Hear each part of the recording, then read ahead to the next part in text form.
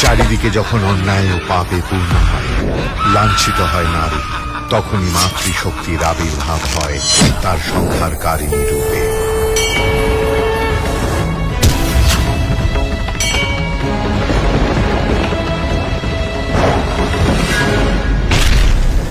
অসুরদের এই পরাজয়ে এবার যুদ্ধক্ষেত্রে হাজির হয় অসুররাজ। ক্ষিপ্ত অসুররাজ তার মায়া বিস্তার করে হস্তির ওপর।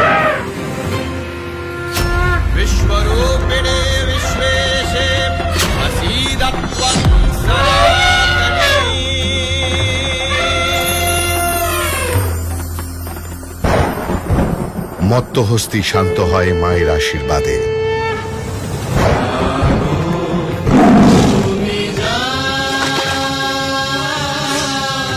মহালয়ার পূর্ণ লগ্নে আসছে জাগো মা জাগো দুর্গা জি বাংলায়।